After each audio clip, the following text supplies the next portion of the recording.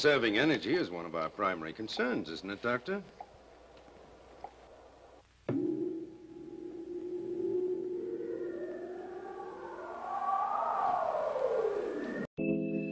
세상 모든 빛은 그댈 위해 빛나고 내 두근거리는 Human beings have fallen in love with technology. And no wonder. Technology has made our lives better, easier, safer, more convenient, and more predictable. I love you. 삼성 지펠 마시모주기. The reality of peak oil, population growth, climate change, and emerging new technologies mean that we must and can advance to a new revolution that will leave fossil fuels behind.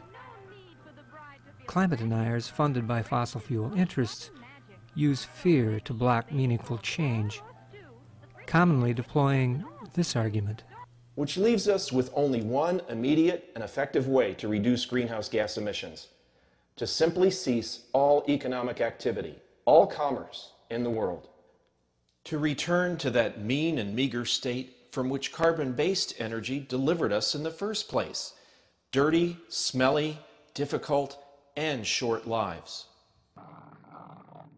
See, if you cut back or stop using fossil energy, you'll be shunned by your tribe. We'll probably have to find a cave to live in, and most likely get eaten by a dinosaur. But is that the reality for the pioneers who are actually moving into the future? It's over 90 degrees outside, but inside Kelly and Matt Grokoff's Ann Arbor home, it's a comfortable 72 degrees. And that comfort isn't costing them a penny on their energy bill. In March of 2011, we paid our last energy bill ever. The Grokoff's April energy bill was a minus $63.34. It's just great to be able to have this comfortable environment and not feel guilty about it in any way. On top of the metal roof, the Cripes installed solar panels to produce electricity and solar tubes to bring light inside the house. Some of the things that we've done in this house are so simple that I don't understand why everybody doesn't do it. Our electric bills went down to almost nothing.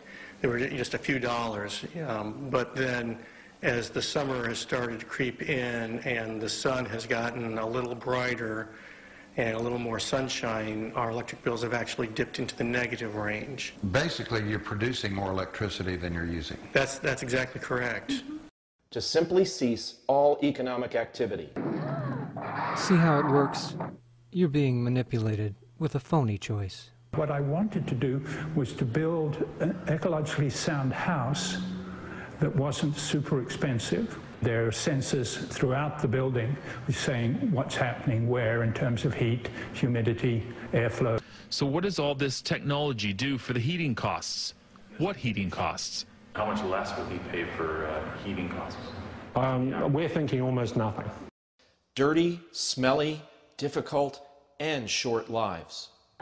If you sin against the collective, you will be punished. Playbull tells me GEOS will be the nation's largest net zero energy community.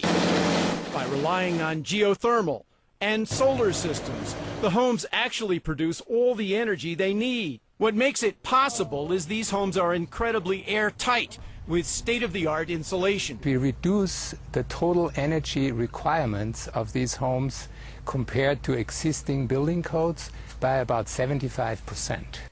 It will be the first building in New York City which is truly zero energy. So it's a house where energy flows into Con Edison's grid and comes back out of Con Edison's grid.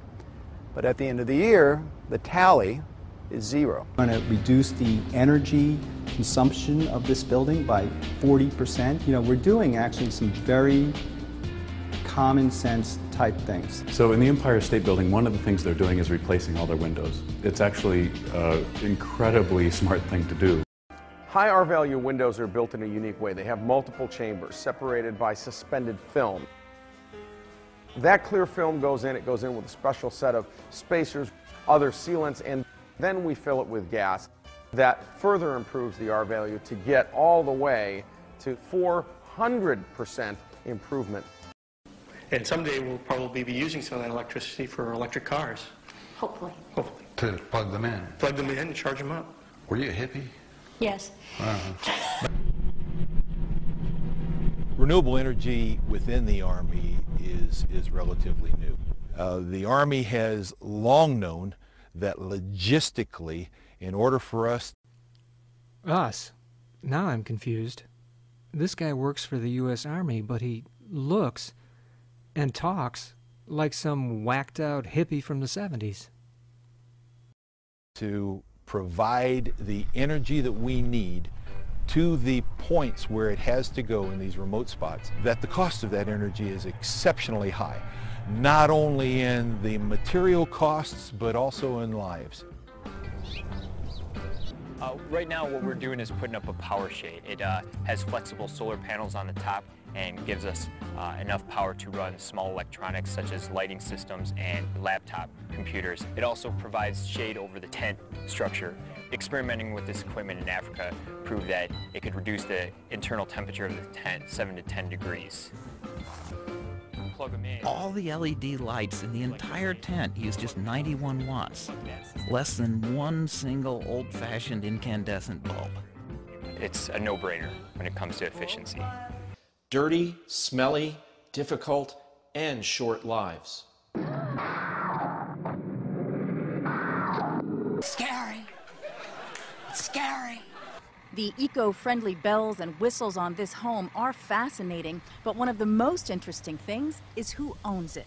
Importing oil is a mug's game. Former CIA director and national security expert James Woolsey. There are all sorts of good reasons to not waste energy and to have your home be comfortable and to produce electricity with renewables. Scary. Or in any other clean way. Woolsey has been sounding the alarm over oil dependence for decades. In interviews, about, I guess it's 8 out of 10 of the world's leading oil exporters are dictatorships or autocratic kingdoms. In speeches, we need not just to buy less foreign oil, but to undermine oil's monopoly on transportation. Even on late-night TV. Shouldn't we just use all the oil up and then start working on an alternative? Because then there'll be a real call for it, right? That's one approach. That's one approach. The problem is, as we run out, more and a larger and larger share comes from the Middle East. So if there are terrorist attacks there or governments decide they don't like us or something, they can make it very expensive for us. That's why changes here are more than an effort to protect his wallet. They're a baby step, perhaps, toward protecting the nation. The principal issue here is not just moving away from foreign oil, it's moving away from oil, period. Caution, dangerous thoughts. They honestly equate every gallon of fuel that is saved to blood from our American service people.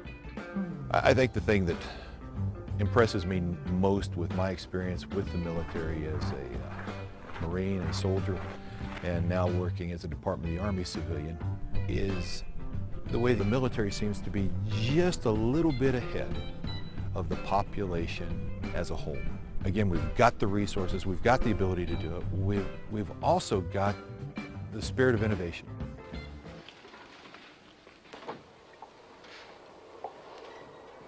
Conserving energy is one of our primary concerns, isn't it, Doctor? We've seen in 2 videos that using a lot less energy and moving to renewables is not only possible, but desirable. And it's being done to help real people live more comfortable and secure lives. But the big question that a lot of people ask is, okay, how much will it cost, and how do we pay for it? I'll be treating those questions and coming up with answers in the next edition of Renewable Energy Solution of the Month.